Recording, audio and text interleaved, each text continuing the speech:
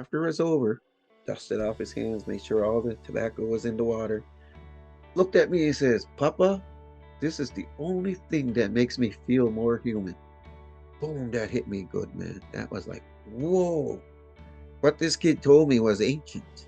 As a human, he's talking, this is the only thing that makes me feel more Ilnu, human of the land. Welcome, everyone, to another episode of the Co-Management Commons Show. And very grateful that you would tune in again and take the time to learn about co-management. Like I often say, I believe that if you're taking this time to care and learn about co-management, it does mean that you care about reconciliation with Indigenous peoples in Canada. And today's guest is really exceptional. I first heard about Clifford Paul because of the work he was doing in moose management in Unama'ki. He's been doing that now for the past 19 years, and as a part of my work in Northern Labrador, the Torngat Wildlife and Plants Co-Management Board was starting to think about introducing moose management to Netukulimk because of the slowly increasing numbers, and with a caribou hunting ban in place, people had become interested in harvesting them. So we invited Clifford to come to Labrador and share all of his experiences with our co-management board and to learn from the successes that they were having. So enjoy the listen, and you'll notice that this podcast is really a collection of stories. Clifford does an exceptional job making many relevant points about co-management, different knowledge systems, what it means to be L'nu, and what it means to be living with respect for the land, and much more, all through a beautiful narrative of his life experiences and the teachings that have been passed on to him. I hope you enjoy, and I look forward to you coming back again soon. Take care. Clifford, it's really great to be chatting with you again today. It was just a few short months ago we crossed paths in Unama'ki at the conference that was there, and I'm really grateful that you would take the time to come on the co-management show and talk about all the work that you've been doing with moose in particular. And I know it's probably going back around 8 or 9 years or more now when we invited you up to Labrador to share your experiences and what you were doing, because it was seen as a real leadership example in how that you were taking the reins of moose management there in Unama'ki. But why don't we introduce yourself to the listeners who may not be familiar with you? Thanks, Jamie. I've been at this role, I guess, professionally now for 19 years. And it's been a long run, and it's a great gig because it can be controversial. You're leading some pretty rough discussions in our own communities, but it doesn't feel like work. It's something that I naturally progressed into, and it's an incredible run working with UINR. My name is Clifford Paul. I'm from the First Nation community of Member 2. I am a proud father of 5 adult children and 11 grandkids. And the kids are getting old. I forgot their ages. I kept saying 31 to 41. I think they're like 32 to 42 now. I have grandkids age 4 to 20. And spiritually, my name is Running Grizzly Bear Man, and I come from the Mi'kmaq Ancestral District homelands known as Unama'ki, which represents Cape Breton, but doesn't translate to Cape Breton. Unama'ki translates to the land of the everlasting fog. And if you spend time in Unama'ki, you get up early, you see the fog coming off these low-lying areas, the harbors, the rivers, and the swamplands. It's a good old time. That's the land of the everlasting fog. That's us. So, I grew up on construction sites with my dad. I worked very hard labor as a child. At a time, there was no child labor laws and back then there was no minimum wage. I helped my dad put food on the table and keep us in nice clothes. So I grew up with that. the 1960s, early 1970s, Sydney, Nova Scotia, and working with my dad on construction sites like he did with his dad gives you a hard edge. And our fathers taught us that hard edge, that your name's attached to your work and that you work really hard doing so. And he was a drywaller. He grew up doing plastering, and before that, stonemason. And as the houses changed, he got into drywalling. And that's where I came in to do to help with the drywall. And you're wondering why this is all related. I'll tell you. So I'm working on a job, I'm doing the nail holes. I'm like 11, 10-year-old kid, one of these nice homes in Sydney. And I'm doing the nail holes kind of fast. And my father, he's built strong, eh? He's used to having his hands over his head, working every day. Taps me on the shoulder and he says, Clifford, you better do a good job. And I'm doing it fast, thinking I'm doing a good job. He says, you better do a good job. My name's attached to my work. Man, that was powerful because it was work, but I didn't know, like he's running the business, right? So he's running the business. So, and he was a perfectionist and he had to be the best in the business to be hired because he's a Mi'kmaq person doing houses in Sydney. You establish a name for yourself and then you get the jobs. So I never became a drywaller. After that, I became a journalist. I did 11 years of that. Then I worked for the Unama'ki Tribal Police, 6 years of that. Went to university and studied the Tuaitsi principle, learned that. And then I worked for the Union of Nova Scotia Mi'kmaq for a few years. And now the Unama'ki Institute of Natural Resource. This is my 19th year. And when he told me your name's attached to your work, it must have impacted me because if you look up the Micmac news online, you'll find that I'm the former editor of a historical newspaper. My name's attached to my work. There's hundreds upon hundreds of articles written by me, edited by me. Then when I worked for a UINR doing the moose management, if you Google moose management in Cape Breton, my name will pop up everywhere. So my father gave me that hard edge to be able to do this type of work, to stand up to racism, all those things. Those are the tools our fathers gave us. But we're very lucky. Our mothers gave us these incredible tools as well. Our mothers taught us the virtues, love, respect, manners. I remember being a little kid and being taught manners. Those take you a long way, gives you garner respect. They taught us manners, they taught us crafting, and they valued education. So very lucky. The tools I got from my dad and the tools I learned from my mom, I'm able to dance in two worlds. We always talk about Tuaitsean, the blending of modern Western science with traditional knowledge. And I didn't know I was building those toolboxes. I was building those capacities as a Mi'kmaq person growing up in the communities, hunting, fishing, getting berries, getting medicine, observing the night sky, camped on an island and watching what the animals are doing at that time, the birds, the mammals, the fish, and the insects. I didn't know I was building a repertoire of traditional knowledge that was based in science. So when I went to the university, I was a mature student. In 1999, 2000, I started university, a mature student at age 36, and I got into this MSIT integrated science program and with Dr. Cheryl Bartlett, Dr. Merdina Marshall, and now Dr. Albert Marshall were instructing me. And I didn't know my life as a Mi'kmaq person dancing into worlds would contribute to scientific understandings. So two-eyed seeing, I'm getting into that because that's part of to build up my work.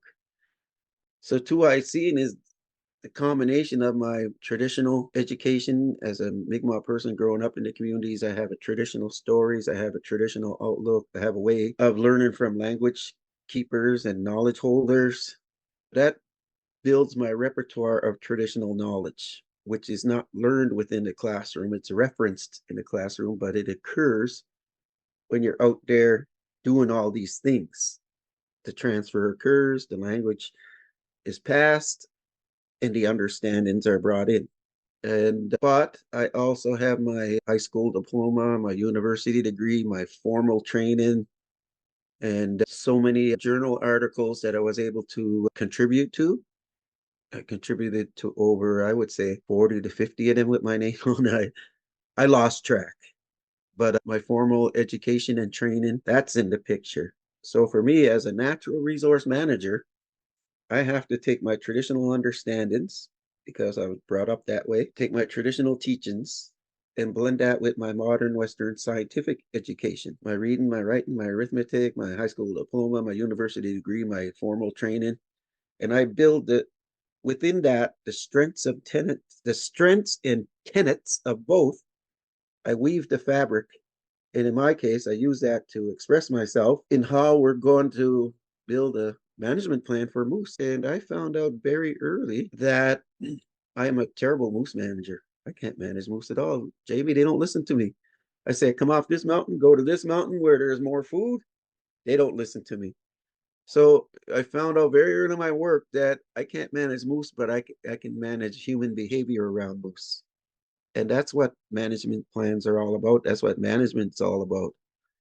And I find that I teach a lot of young students this when I'm asked to do presentations in their classroom. I've done the grade twos, Mountain View Education, Mountain View Elementary School here in Cape Breton, all the way up to the top level brass of the RCMP. I've also educated universities, corporate world, and government institutions as well. So in that process, I found that as a as a natural resource manager, I always tell them that I just can't look at moose and make decisions in and around moose. And us at UINR, I tell them I'm a moose management coordinator and I help contribute to the management of moose and moose ecosystems, which means I just can't make decisions solely on the benefit of moose. I have to make decisions and contribute to the conversations using traditional knowledge, using science to make decisions that are important to the ecosystem. You have moose people making moose decisions in government. You have stream restoration people making stream restoration, lynx people making lynx decisions, pine marten people making pine marten decisions, salmon people making salmon decisions. And there's no collaboration within each one's realm of their work, pigeonholing your portfolios. So I profess that we must communicate our work because in nature, the moose, the salmon, the bear, the insects, the fish, the trees, the pine marten, the lynx, they have a relationship and they communicate through this relationship so that every one of them can survive and move forward and thrive.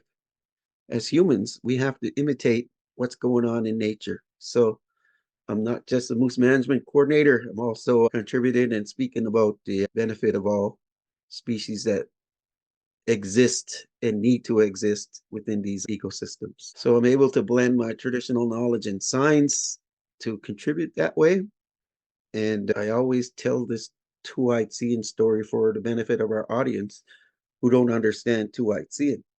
Two-eyed seeing is a term where you take, and it's a concept, and it's built upon the language of the Mi'kmaq, approaching the world with concepts from the two and understandings from two ways of knowing, two ways of seeing. And that phrase was coined, it was given the moniker by Dr. Albert Marshall, who at UINR, he is my mentor and my elder advisor.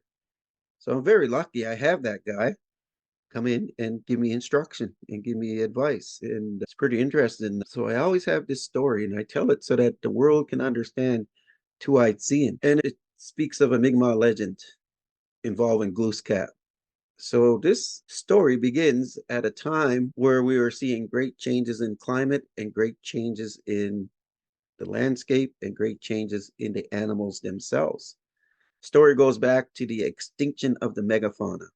And the story goes like this. A long time ago, and in the time of legends, our ancestors were finding it very hard to survive in a very rough environment and climate change.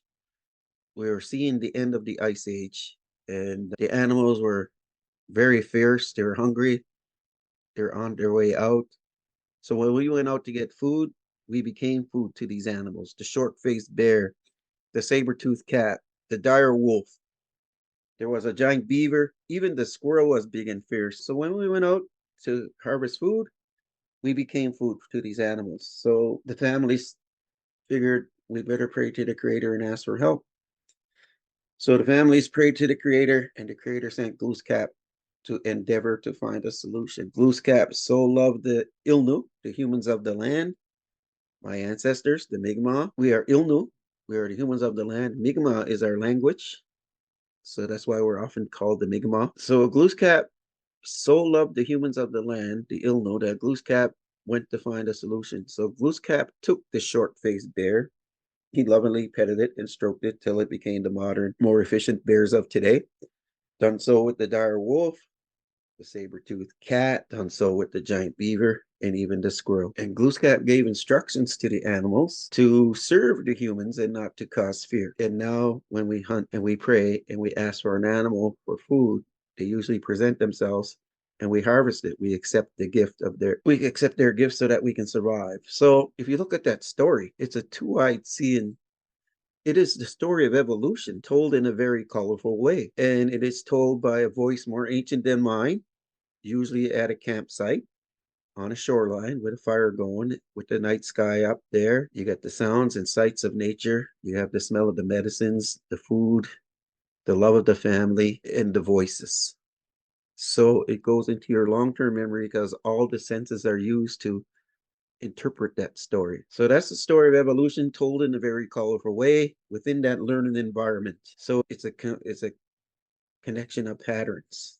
And as a traditional person, I can travel the world with this one eye open only and tell that story because it counts for something.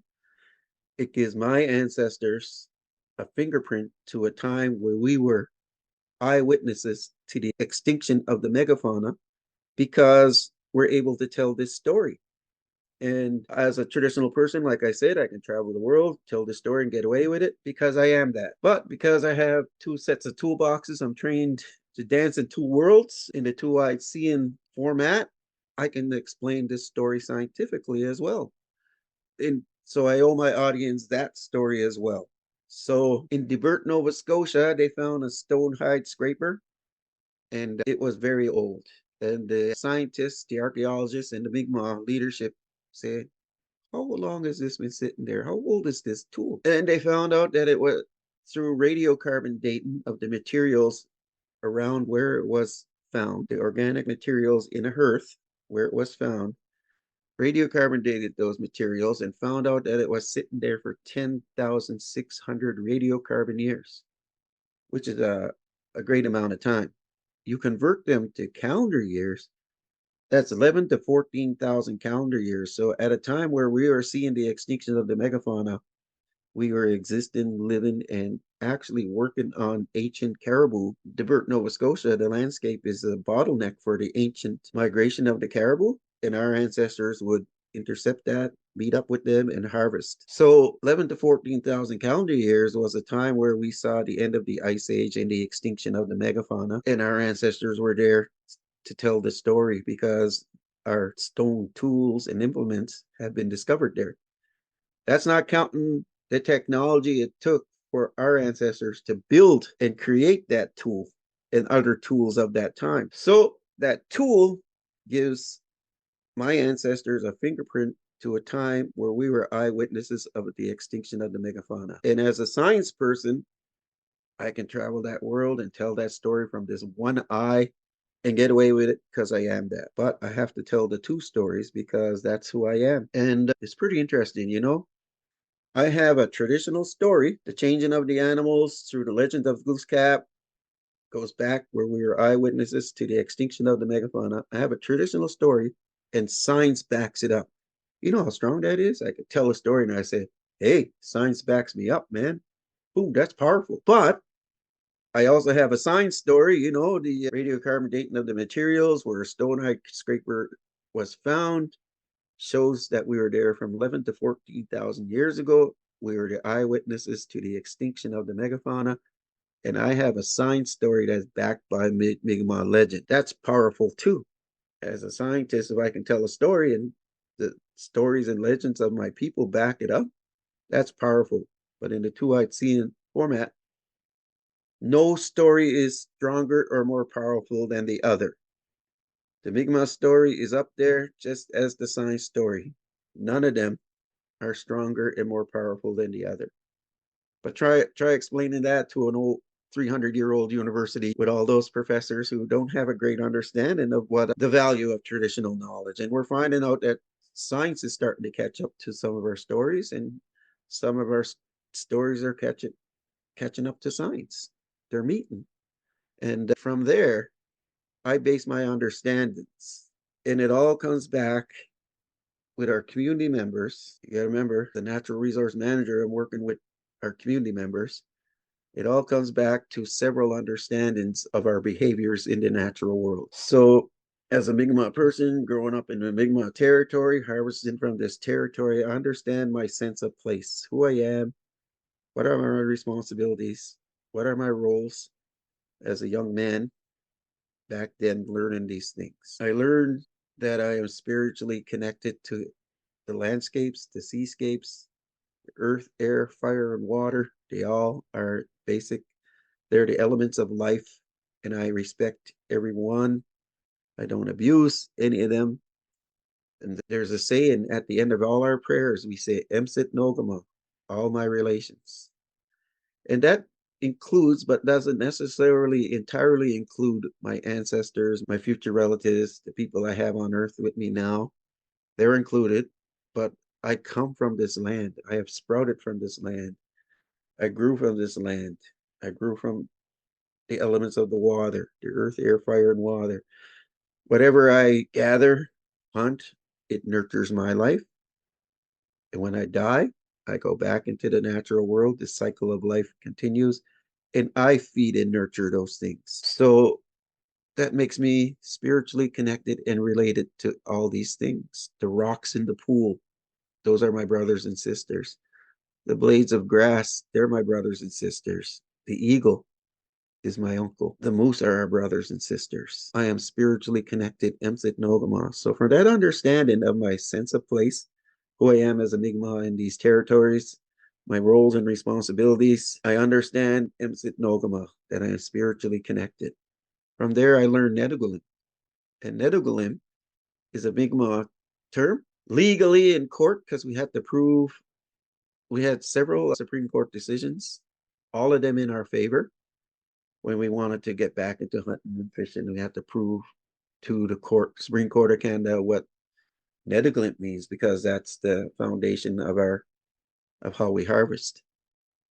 And we told them, our leadership told the Supreme Court of Canada that Netukulimk is the use of the natural bounty provided by the Creator for the self-support and well-being of the family, the individual, the community, and the nation. And Netukulimk means that I can go out and do these things in a way that I do not harm the integrity, diversity, or productivity of that environment. So I used to say Netukulimk. I didn't understand the term when I was a kid, but I was taught these principles of how I should approach the natural world. So I used to say Netukulimk governs my behavior in the natural world, but really governs is a colonial term. Netukulimk influences my behavior in the natural world. That I take only what I need, I give back, I offer prayer, I teach, I learn, I harvest, and I share. So Netukulimk is a foundational understanding of what our management in natural resource management is all about.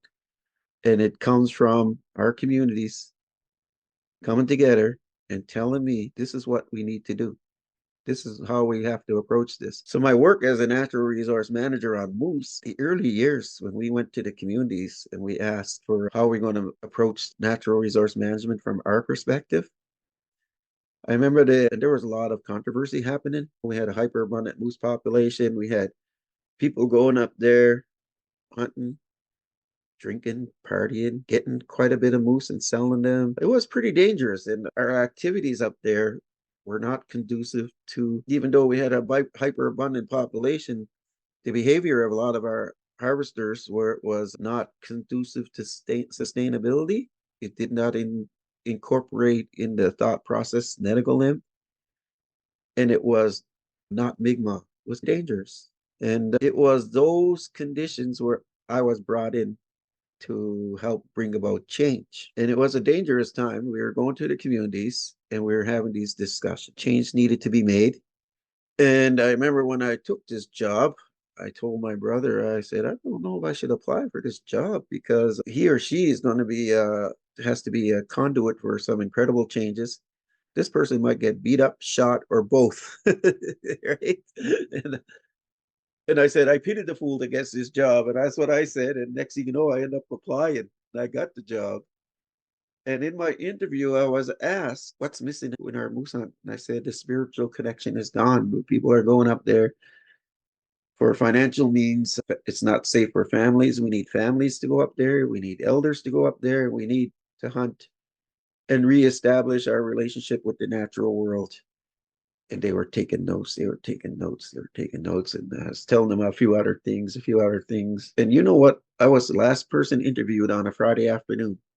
I don't know if you know what that's like, but it feels like, okay, man, let's get this interview over with. But they couldn't because I was telling them all these things and they took notes. And I remember that was the first time I was unemployed in my life too. I was unemployed for a couple of months there. First time ever. I worked every day of my life since I was a kid because I worked on construction sites, worked on my education. And for one strange reason, I was unemployed. I applied for that job. And then 20 minutes, they said, after the interview was done, I asked them the same question everybody asks. So when will I know?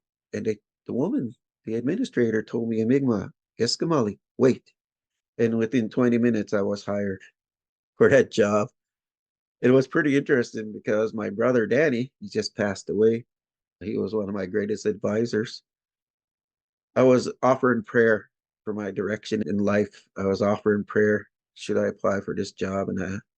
And I'm walking down the road one day, broke, unemployed, kind of confused because this never happened to me. All my life, since I was a child, I defied the stereotypes because I worked since I was a kid. And here I am unemployed. Walking down the road, my brother picks me up. Cliff, let's go for a coffee. I said, all right, you buying, bro? Yeah, I'm buying. Sat in this truck, got in the truck, and he says, Clifford, I had a dream. And my brother Danny is a young elder, very connected. He's learned from the old school, older than old school. His teachings are. My teachings are old school. The people he learned from were elders in the 1970s and 80s who were between 80 and 100 years old. So, he learned from the very old school. And he says, Clifford, I had a dream. And I said, okay, I'm interested. What's this dream about? Points right at me. He says, I dreamt you were doing great things with moose. Boom. There's a moment, and it happens to all of us. It feels like a lightning bolt went right through your body and feel in your spine. There's no hair in my arms, but the hair in my arms and the hair in the back of my neck stood up. And I said, well, I've been offering prayer and I was thinking about applying for that job at UINR on the moose management. That was 2005. And Danny says, put your application in today.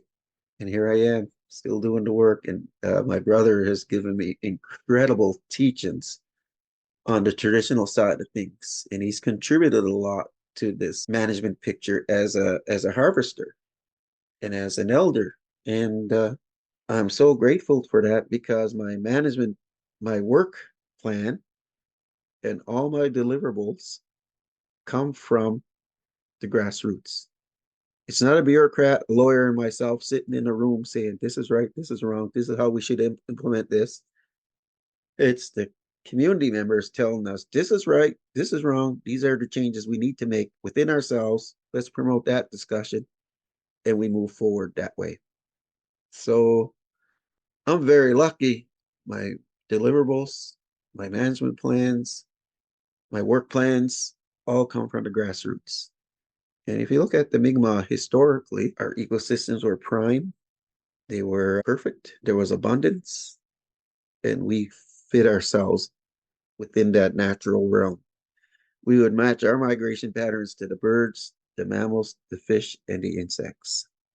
And that we would interpret the food at its highest food value and at a time where we would not negatively impact their populations or the ecosystems where they thrive. Very small, if any, footprint in these areas. So we carried that, the language, Netukulimk, Sitnogama, Mi'kmaq natural law, which means I'm only in this place at the right time to harvest. I'm not going to be picking blueberries in May. I'm not going to be hunting moose in June. I'm going to be harvesting according to natural law. So, as a traditional harvester, Mi'kmaq natural law, Netukulimk, all these understandings, we were able to do these things even up to today. Today, we have for 16 years of my work, we've had a hyperabundant population. The last 3 or 4 years, we've seen a decline, but we still have a herd that's accessible to our people and relatively healthy. And we're able to do that. We're able to have youth hunts, elder hunts, education on moose. We have distribution in our communities. We have education on moose. We have a time where we say we're going to hunt and a time where we say we're not going to hunt. We have all these things in place without enforcement and without a reporting system. We're able to do all these things without those two important tools that non-Mi'kmaq need to manage. So you look at the non-Mi'kmaq hunt, they need to report and you need enforcement. So, that tells you how Netukulimk builds the understanding of what management should look like. So very early in my work, we put together a working committee with the federal government and the provincial government, Parks Canada and Nova Scotia Natural Resources. And we worked together on a lot of things and we put a working committee together so that we can discuss the challenges and successes of how we're going to co-manage. And it's funny because when I was hired to be a conduit for change, the federal government saying the Mi'kmaq have a treaty right. They can hunt 365 days a year. They can do this, and the Mi'kmaq need a management plan. We were told that. Sitting in a room, and we're talking about that. This was even actually before I got hired. The Mi'kmaq need a management plan. Before and after I was hired, this was the conversation at the table. Our provincial people said the Mi'kmaq can hunt 365 days a year. Their hunt is not monitored. The Mi'kmaq need a management plan. I said, okay, those words are taken to heart. I don't know where it's coming from. It comes from a paternalistic attitude. But we went to our communities and we started talking about how we're going to build a management plan, how we're going to take management at this level. I was told to go to the communities, ask two basic questions. How would you like to see the Mi'kmaq manage moose in Unama'ki? And also, how would you like to see Mi'kmaq manage the ecosystems in Unama'ki? So we gathered a lot of information, traditional knowledge, conversations, and we did that for about 2 years. Elders, communities, some elders wanted to be met separately, and we had very interesting discussions, very interesting discussions. And I still remember some of those very important discussions, and some of them were uncomfortable. There was a young guy from one of their communities. This is my right. I can do what I want. He's beating his chest. He's posturing. I can do this. I can do that. And his auntie says, nephew, I don't like the way you're hunting. Here's what you're doing wrong. Here's what you should be doing. So those are the conversations that were happening. So we started gathering information so to help us with our management plan. And we sat down in a meeting because these same governments that we're going to partner with, this is a turning point in the discussion. So we asked Parks Canada, says, okay, we're going to work on this management plan from the Mi'kmaq perspective. What do you have in your management plan on moose that's going to assist us with our management plan? Here's what they told us. Well, we don't have a management plan on moose per se. We helped do a study on the population with UINR, and from the numbers taken from the population estimate, We give those numbers to the province, and the province decides how many non-Mi'kmaq people get to hunt moose by lottery that year. Okay. And here they are telling us we need a management plan, and they didn't have one. So we asked the province the same thing. What do you have in your management plan to help us with data development of our management plan? Told us basically the same thing. We don't have a management plan per se. We help work on the moose population study with UINR and Parks Canada. From there, we have a population estimate, and from there, we determine how many non-Mi'kmaq people can harvest moose during that hunting season. So me and my coworker Eric Shiley he's a lawyer negotiator with KMKNO, the Mi'kmaq Rights Initiative, and he says, "Well, you guys telling us we need a management plan where you just didn't carry one. Now is the time that we look at co-management because a moose in its ecosystem is not a Parks Canada moose, it's not a provincial moose, it's not a Mi'kmaq moose. The moose is a moose, and now is the time for us to collaborate and partner and co-manage this important resource." So that's where our work has been headed. And we found that it's hard to get three levels of government to proceed together, three levels working together. So we found it was if the Mi'kmaq led the discussion with Parks Canada, you move that portfolio to a point where you do that work. You work with the best of your capacities as Mi'kmaq, and you work with their capacities that they offer through Parks Canada, and we get to do a lot of good things. And we do so with the provincial government. We find it's a lot better that we lead the discussion. We offer the best of our capacities, the best of our traditional knowledge, just like with parks, and then they share the best of their capacities, and we move that agenda forward. We find co-management, ideally, three levels moving forward at the same time, but because the ideologies and priorities are different with different levels of government, we found it was if the Mi'kmaq led the conversation this way with parks, we're able to move forward. So too with the province. So that's where we're at now. I see people put management plans to paper and they end up being a document on the wall. For me, the greatest outcome of our management plan is not on paper. For me, it's the change of behavior. So we're looking at the late 80s into the 90s, the 90s, right up until 2000. There's a 15-year period where it was nice, then it was crazy, and then it was dangerous. And we seen the change through our discussions with harvesters. This is what needs to be done. This is how it should be changed. And it's funny. The first discussions with our community members were saying, they should do this. They should do that. They should do that. And we're writing. And then at the end of their giving me input, I asked them, who's they? Who's they? And they say, Clifford, you made me think about it. We were never asked these questions before. They is us. We must do this. We must do that. So for me, the greatest legacy of our management plan is unwritten. It is the change of behavior. And if you look at from when we started in 2005 to what we have going now, I have harvesters who were really invested into that behavior that was not conducive to sustainability.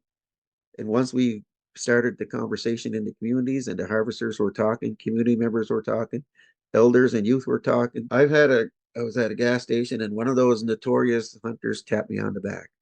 To Clifford, I want to change. What can I do? And I said, well, you got skills. You're still healthy.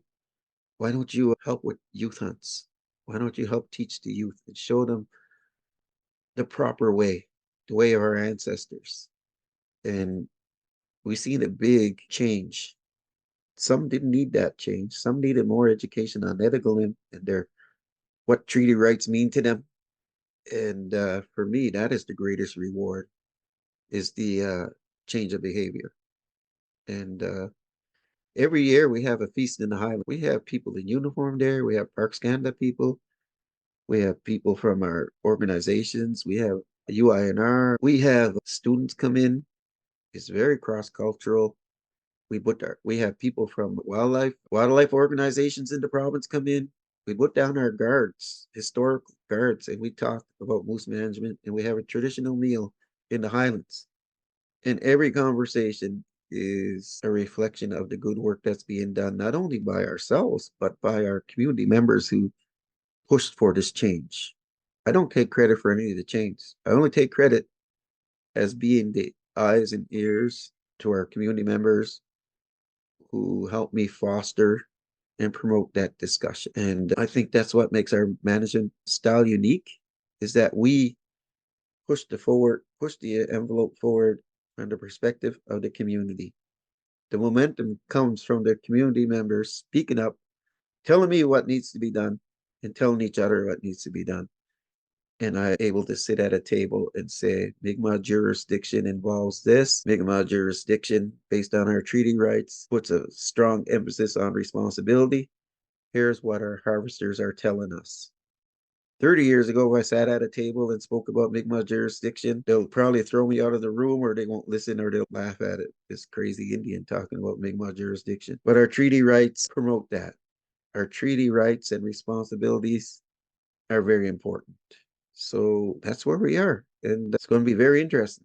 Clifford, that was a masterclass on what's happening in Unama'ki with moose co-management and leadership and a beautiful explanation of two-eyed seeing. And one thing that I'm curious to ask you about is you really described nicely how the Mi'kmaq knowledge is passed on from person to person and how that knowledge lives within people and how important that is. And I'm curious what work is happening in the community to make sure that knowledge continues to be passed on. Like now that you have grandkids and so on, I sometimes hear people worry about cultural continuity, and I'm really curious to hear what you're doing and others to make sure the Indigenous knowledge stays strong for many more years to come.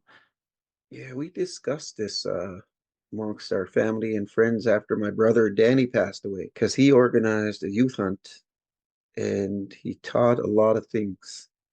And I remember the kids we had, oh my God, 16 years ago, and how they were taught, how they were brought up with these understandings. And I see them now as young adults. They're like 26, 27 years old, and they're leading the charge. They're doing the work and they're organizing and they're passing on knowledge that we passed on to them. And they are taking that leadership role. That's one community. That's member two. And when my brother passed, a friend of mine, family member says, we lost a library. We lost a major library of information. I said, we did. But guess what? He shared his knowledge. He shared his stories. He shared his understandings, showed us the work, what needs to be done. And that's just one community. Every community that I know in our 13 communities across the province, I would say every one of them have organized youth hunts and some have community hunts and some have elder hunts and they set up camp, they have storytelling. Bear River, they asked me to come in to teach archery, teach them fishing, striped bass from the ocean. The moose hunt is part of it, but they want to learn everything that we do in our territory. And we come in and we do storytelling. We do all these great things so that not only the moose hunting is passed on, everything else that needs to be learned is passed on. And I always tell people, traditional knowledge is powerful, and traditional knowledge can you can reference it in the classroom, but it actually occurs in these places we go to, and the knowledge is transferred through our activities on the land, on the waters. And I ask scholars, what's the best way to protect traditional knowledge? And of course, you're going to get a spiel on intellectual property rights. This, we got to record this, we got to record that. That's great. From a scholarly perspective, I see that. I know what they're talking about. But I ask traditional people in our communities, what's the best way to protect traditional knowledge?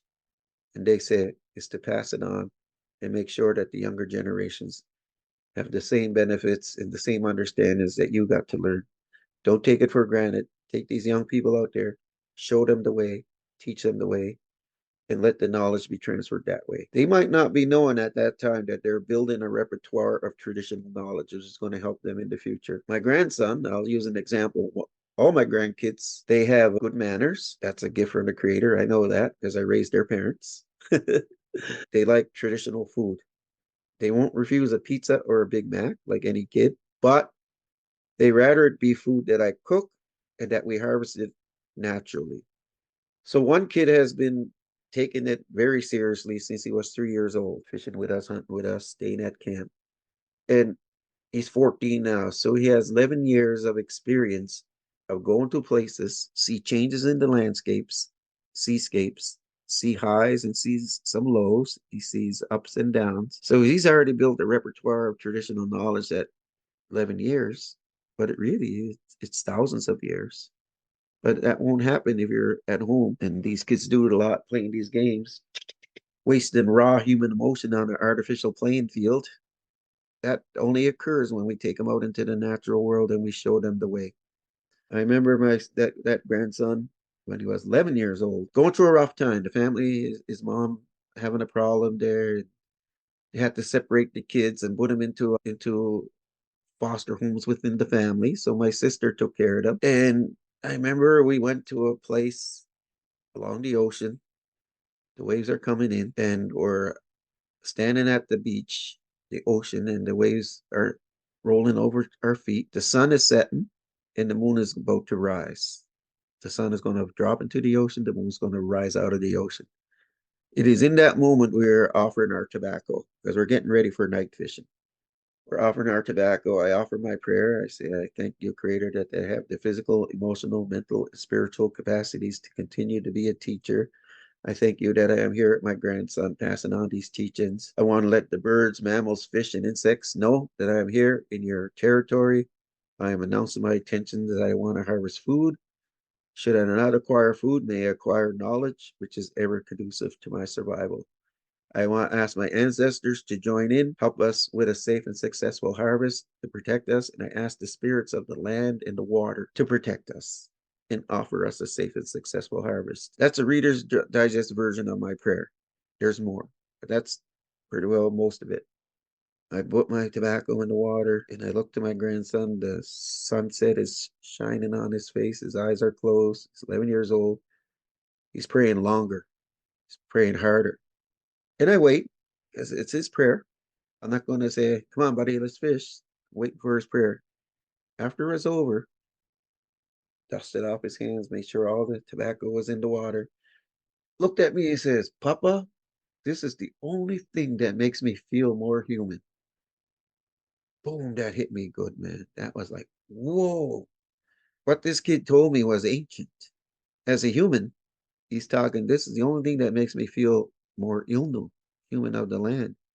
And that any grandfather, any grandmother, any grandchild, niece, or nephew could be standing on that shoreline, maybe 1,000 years back, maybe 500 years back, maybe 3,000 years back, and saying the same things. And he taught me a lesson that prayers are powerful, your intentions are powerful, your relationship to the ancestors, to the spirits of the land, and the waters are powerful, and that we're not mindlessly standing on a beach waiting to fish.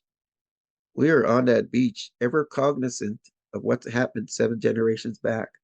Our ancestors have led us to fish peacefully on this shoreline. Their blood, sweat, and tears have allowed that. And that any decisions we make on that beach, we have to make sure that we are appeasing and in good light of our ancestors. Also, we are looking 7 generations ahead.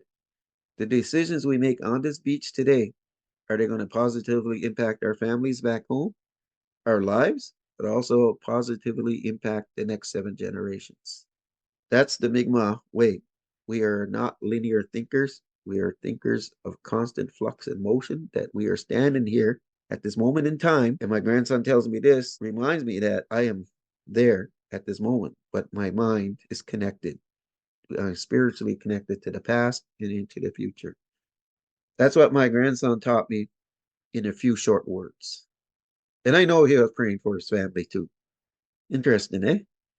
It's a super story. And let me ask you this then, Cliff. I'm really enjoying how you're explaining so clearly where the traditional knowledge sits Mhm. and how your brother Danny had it, you have it, your grandson is now getting it. And if you were going to give advice, for example, to an academic or a government researcher or someone who comes along and says that they want to include Indigenous knowledge in their work, and like you said, there's this tendency that maybe to look for an academic paper or whatnot. But what advice would you give to people in those roles, I guess, on how to actually work with Indigenous knowledge or basically Well, work with Indigenous peoples is what we're talking about.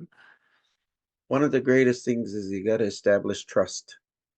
You and our, we brought our elders together many times, asked what they wanted, they contributed what they wanted, and before we brought it back out, we bring it to them. Is this what you said?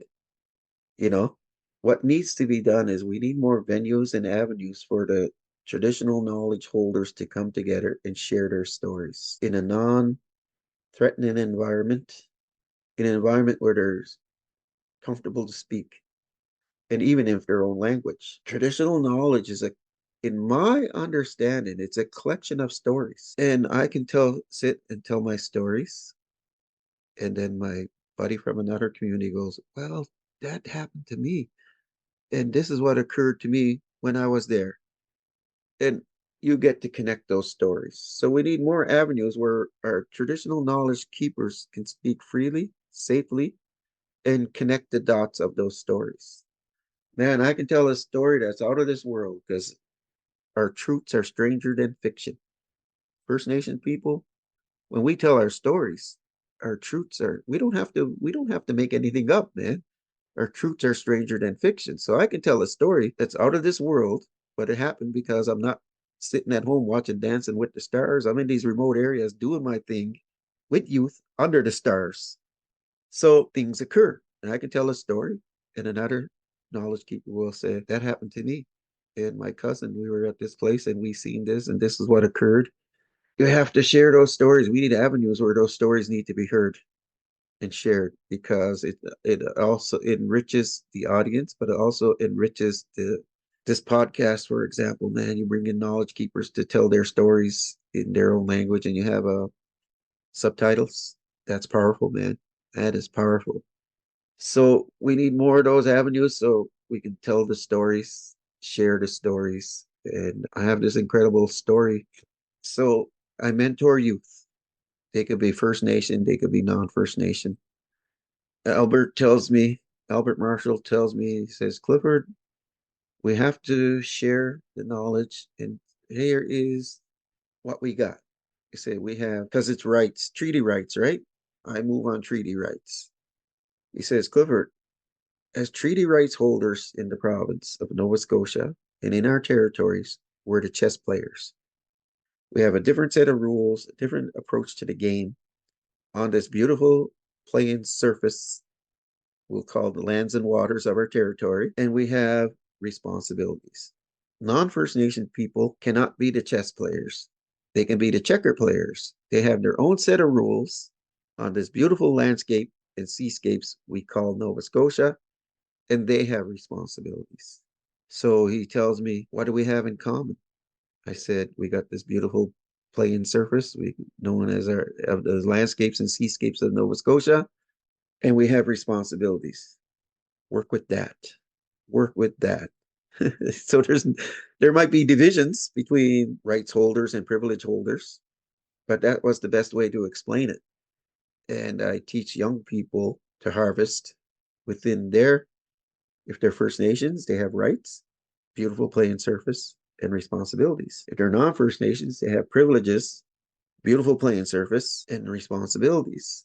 So I had this one kid, he's non-First Nations, lives in a neighborhood. He's about 15 years old at this time, catches this big, beautiful eel. We're trying to get striped bass, catches this remarkable eel. And I tell him the same question I tell my grandkids or anyone that I teach. What are you going to do with this?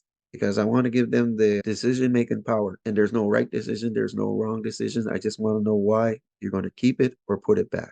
And he caught this big, beautiful eel in a place where there's a lot of eels. He says, I want to keep it. He told me there's elders, non-Mi'kmaq elders in his neighborhood that still love this kind of food.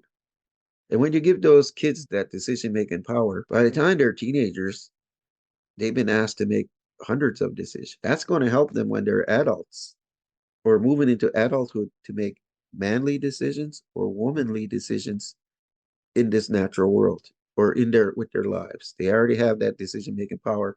I'm not making the decision for them. They are within the rules and regulations of privilege holders or rights holders. They are making these decisions. Same thing with another grandson of mine. He decided to keep one and put one back. No bad decisions, but that's what his role was. So this 15-year-old kid, we go to this beautiful place. It's night. It's in the summertime. It's kind of cold. The winds are coming in. The mists are coming in. Waves are coming in. We have our baits all casted out. We're sitting on the beach, waiting for right up against a cliff. There's a cliff behind us. We're sitting there. So he's non-Mi'kmaq.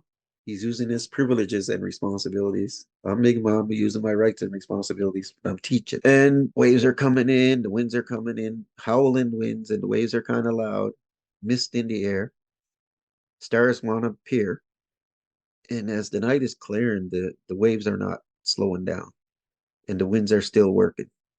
I can hear this beautiful music. Oh my God, it's beautiful and haunting at the same time.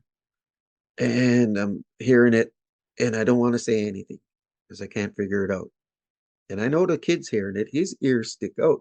And he's 15 years old. I'm in my mid 50s at that time. He's turning his head. He's listening, but he's not saying anything. And I'm starting to think, well, maybe somebody took a car and drove up behind the cliff. There's some old roads there. Maybe they're playing their music loud and having a little party. Then I said to myself, well, if they drove up there, we would have seen their headlights. We would have heard the car. We would hear them. So I ruled that out. An hour and 40 minutes go by. We still hear these things. And I'm starting to think, you know what? I think that's the little people, the wiggle out of moves. We have legends of the little people. Maybe they are on this hill dancing and singing. And if that's the case, we have to pack up and go because we don't want to be in their way. We don't want an encounter. So another 40 minutes go by. I'm not saying anything. Kid's not saying anything. We're just trying to catch fish. We're not talking about this music. That's the elephant in the room. Beautiful, enchanting music. I'll tell you right now, it's beautiful. Another 40 minutes go by, and I'm thinking, we got to pack up and go. It's still occurring. We shouldn't be there, but we love fishing so much. Before I make a decision, I wait again and I listen. So we're there almost 2.5 to 3 hours hearing this music. I close my eyes. I wait for the waves to stop for a little bit, and I hear it again more clear. I figure it out.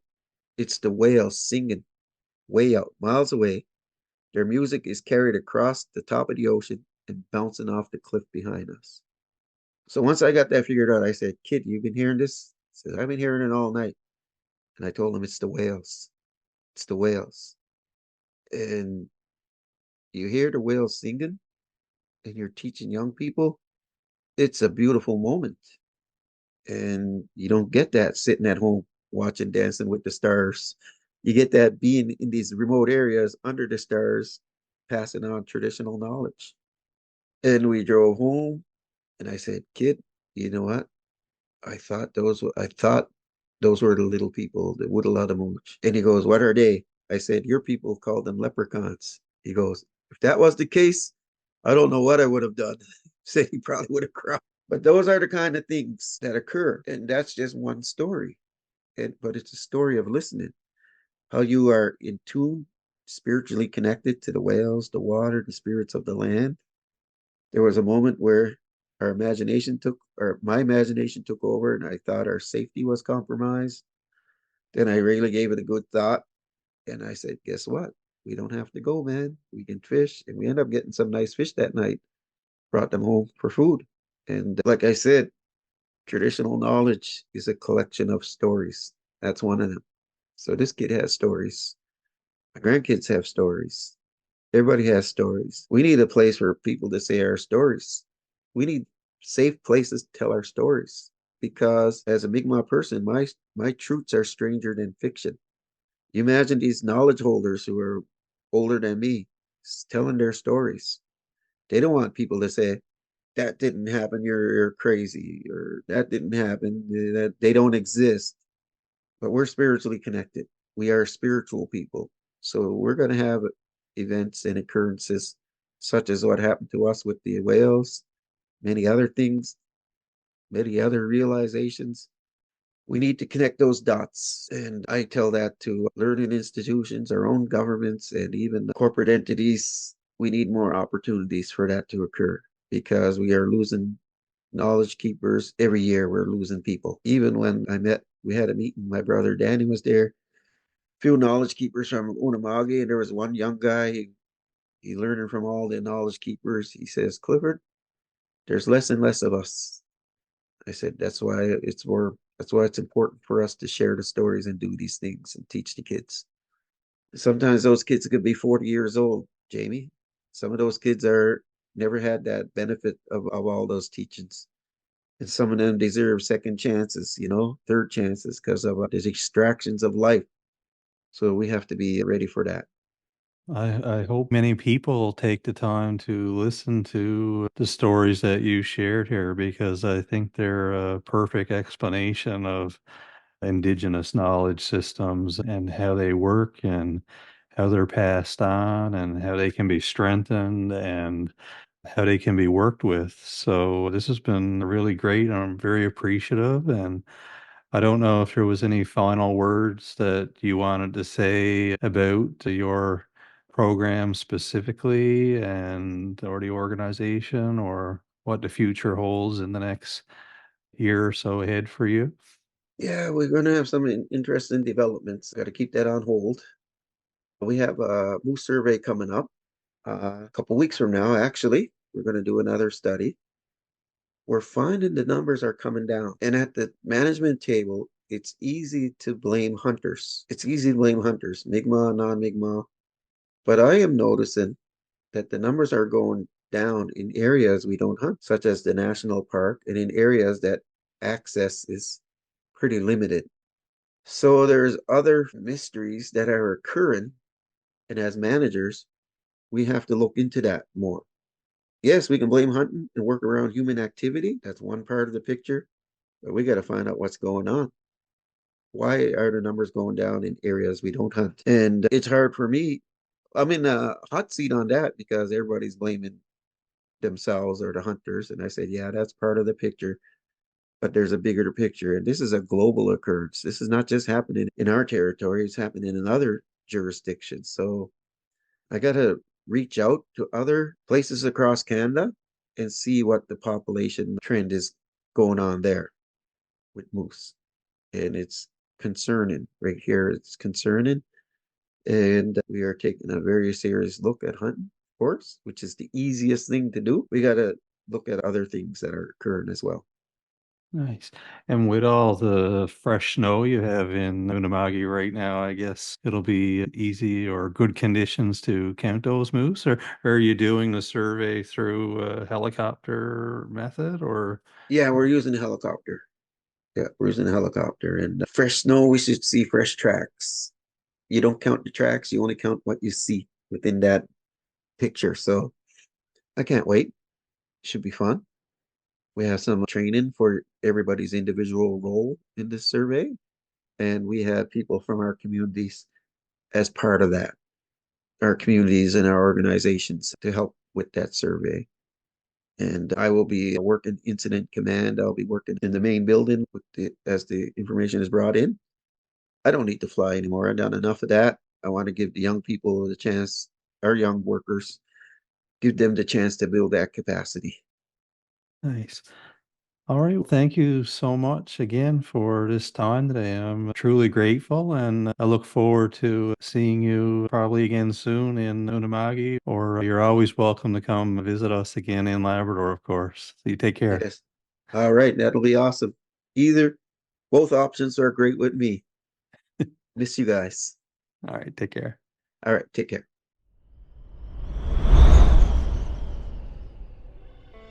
Hi, I'm Dr. Jamie Snook, and thank you for listening to another episode of the Co-Management Commons Show. Honoring the spirit and intent of agreements with Indigenous peoples is an important form of reconciliation and social justice, and educating ourselves about opportunities with co-management is time well spent. This conversation continues, so please like, share, subscribe, and visit www.comanagement.ca. Join me again next time for another interesting discussion about the co-management of fish and wildlife in Canada and around the world.